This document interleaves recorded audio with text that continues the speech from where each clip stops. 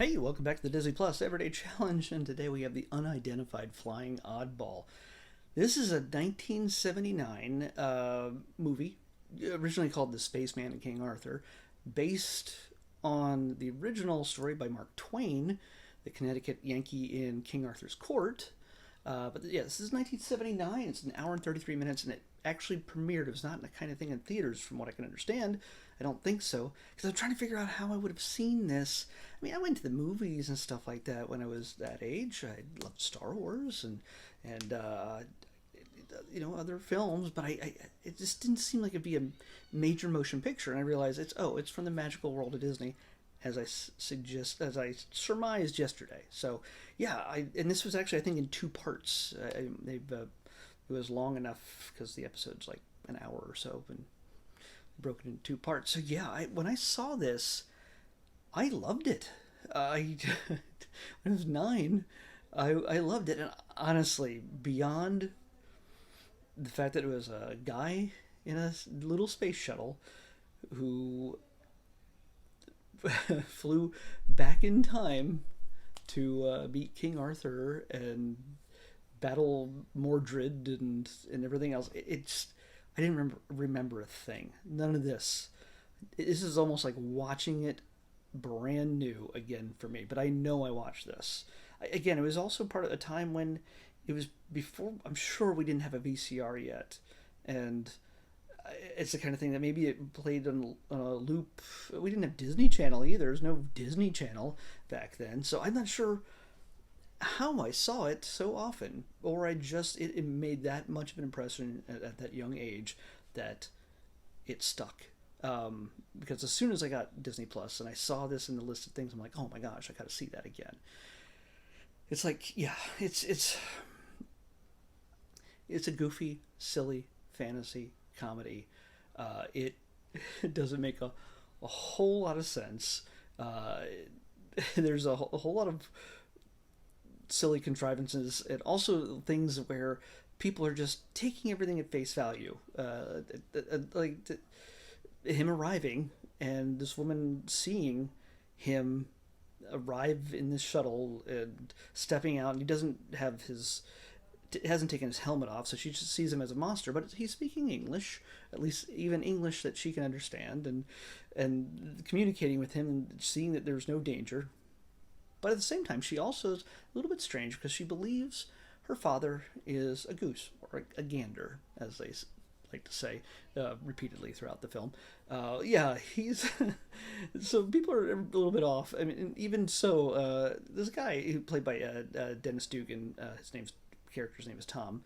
He also, by the way, plays an android version of himself that he takes with him, who was supposed to go on the trip by himself. He created an android that looks just like him to go on a space mission to travel through time. Because lightning strikes a launch pad while he's on there trying to convince the very frightened, pornography-loving robot. Yes, he smuggled an issue of Playtime magazine. A girl in a bikini. There's like no nudity in this, obviously, but as he's trying to convince his robot to not be afraid to go on this space flight, it gets the launch pad gets zapped with lightning and it takes off. Apparently, that's how it works. Science. And to me, that was just the best thing. I was in the moment, just like now. Not talking about when I was a kid. I'm talking about now. The moment that lightning struck the launch pad. The movie is a classic, an instant classic, right there. Yeah, I don't care if it's believable or not. I don't care. And I know one of the things that left an impression on me, beyond that spaceship that looks like its steps has a tongue. Like when it steps down, it's all painted red, and it looks like it's a creature with a giant tongue. The other thing that once I was watching it later in the film, in the third act during the final battle with Mordred, he has a rover that he drives around, which I thought was also cool when I was a kid. But it has a chair that lifts off, like a seat that just floats like a rocket chair, and he can just float around and just. I'm pretty sure as a kid, I would pretend that every chair could do that. Just. I might have dreamed that repeatedly. I might still dream that. I have no idea. But I think those are the things that impressed me the most, impressed upon me the most when I was a kid. And also, now that I watch it as an adult, I look at like 90% of the shots, especially the wide shots, nothing up close, but all the wide shots where he's flying through a scene, like he's along the castle wall, or he's just flying around in that thing. They never bothered to wipe away the wires that are holding it in place. There's a crane off screen that's just moving him around this, the outdoor set, just as he's dodging arrows and all sorts of stuff. It's just they do not bother. I mean, it's not at the point where they can digitally erase that stuff. And honestly, if they put out a special edition of this, dear God, please don't erase them, because that's half the fun. It's just so goofy. I mean, the relationship between him and the girl, Sandy, and her name, where is her name? Where is she? Why is she just listed so far? Oh, Sheila White. She's absolutely silly. She's wonderful. She's stepped out. She looks like she just stepped out of a Monty Python sketch. Like she just stepped over from Holy Grail and just joined the cast of this film. It's kind of great. Everybody is at the top of their scenery eating game. Merlin, Mordred, King Arthur, Sir Gawain, everybody is just going full throttle on this one, and I love it. One of the great things about this, again, this is the kind of things that it was formative to me, because I think this might have also given me a love of the story of time travel stories. Like, we were still many years away. We were 6 years away from Back to the Future. So 1979, if I saw it during first airing, 6 years to go.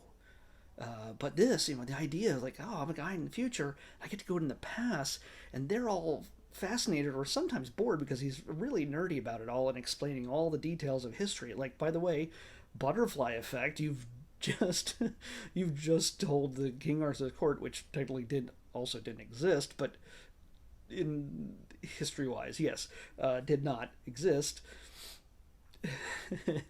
But you've just told King Arthur everything about the Beatles and the World Wars, and he starts off with Christopher Columbus. So yeah, just to explain how America exists, like that's like where you need to start. Okay, sure. And he tells him so much of a story that it bores him to death, much like I'm telling you about this movie right now. And you're just,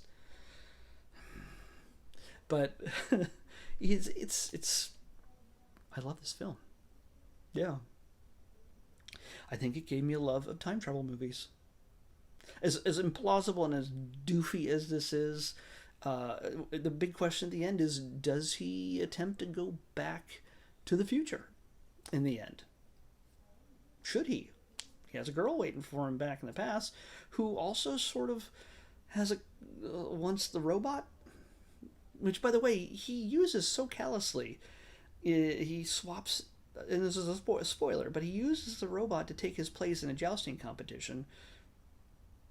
He's a prisoner, but he seems to get around. Nobody's holding him in place at all for anything. But he's able to get the robot, and by talking to him, explaining to him, by the way, how he programs the robot from the very beginning. One of the first scenes is him explaining. And by the way, it's a montage scene early in the film. They're like, "Hey, you know what? We need you to build a robot." Okay, and like, nobody seems to have ever built a robot before in the 70s, so, but let me just make one that is completely human looking in every way, but is beep boop. He doesn't say beep boop, but he's just like very stiff, and yeah. So except for his personality, you would swear that he was a human being, and but he uses him as his replacement during the joust, and he loses body parts, even his head in the battle. to and then suddenly he steps out of the shadows and is like, hey, I'm alive here. Oh, hey, I have more information about things. And everybody's like, what? How does this work? Yeah, everybody's a little bit slow in this, but I mean, I would think even he, as a scientific future man, would have been a little bit more freaked out at the idea of showing up in Camelot. Just a little bit more. That, oh, wow, yeah, this is great. I was able to travel to the past, but okay, I am screwed because I'm in the past. There's no whatever. I mean, it's not like they're looking for plutonium like Doc Brown. What are you going to get used to launch your spaceship again? By the way, this is a vertical takeoff and landing vehicle too, which is just really weird. I'm pretty sure they didn't hide the wires for that either. Uh, although I think they did. They probably did use a blue screen for that a little bit. But yeah, still, this is just good, dumb fun. There's one more thing. Oh, this has some interesting ties to George Lucas, believe it or not. There is an actor in this, although I totally didn't rewind to see him later on in the thing, but one of the characters in this is an Air Force officer, and he was one of the generals. I think he's one of maybe General Riken or something like that in Empire Strikes Back. He's the one who tells Princess Leia and everybody to get on their ship and leave Hoth. He's one of the Air Force generals. A year or so before Empire Strikes Back came out. So he was doing that. And there's another guy who plays the Oaf, the big kind of burly looking dude who's not too smart and trying to eat everything, including the goose. His name's Pat Roach. And people who know who Pat Roach is, they know him as the big, shirtless, bald, burly Nazi guy in Raiders of the Lost Ark that fights Indiana Jones on that moving plane and then loses to a giant propeller. So, yeah, he's much more goofy and silly in this one. He is much more menacing and scary in Raiders of the Lost Ark, but it's a great death scene too. So, yeah, there's no death in this. There's nothing that's going to be objectionable for children, although they might be a little confused as to why Tom is bribing the page with pornography. But and again, pornography is not what kids think it is today. Pornography was in a magazine. So it was in paper. It is not a couple clicks away on any internet browser. So, yeah. Yeah. You might feel dumber for having watched it, but I think it's just absolute fun. It brought back a ton of childhood memories for me now. Yeah, I'm still going to be working through a lot of this. I've just reverted to my childhood watching this, and that's, you know what? If Disney can do that for you, whatever it is, that is a great thing. So, yeah. I'm feeling like I'm missing something else. Did I miss any other actors? There's just so many in this. But, yeah. Kenneth Moore's King Arthur, Ron Moody's Merlin. By the way, Merlin is he's not like a mystical magician. He's a guy just doing cheap tricks to entertain the king and figure that out pretty quickly. But he is conspiring to use all this mystical future stuff to change his position in power. So that's kind of a neat angle. I imagine if they ever made this again, and by the way, yeah, this is far from the only adaptation or remake or interesting take on the whole Mark Twain story. I mean, they've done it with the baseball. There's a baseball film on here with a kid who goes back in time and joins King Arthur Court. There's Martin Lawrence went back in time, Black Knight. So yeah, there's so many. Bugs Bunny's done it, I'm pretty sure. I mean, it's just there's so many adaptations of that old Mark Twain story, but this is the first one, I think, with a spaceman. So yeah, check all those other ones out, but this one for the Disney files. By the way, there is a mention of Space Mountain in this, so yeah, there's definitely some product placement. So and by the way, Space Mountain had only been installed in Disneyland 2 years before this came out, so yeah, product placement.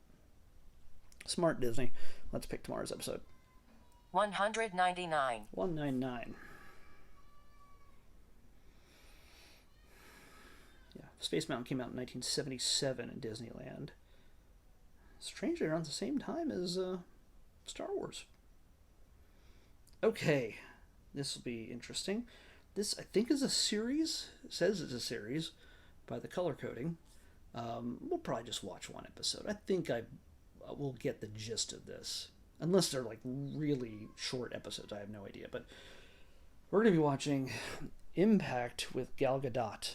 And I'm pretty sure it's not a French pronunciation like Godot. It's Gadot. I'm never sure of that when it comes to her. Impact with Gal Gadot. Wonder Woman on the next Disney Plus Everyday Challenge. I'll see you back here tomorrow with that.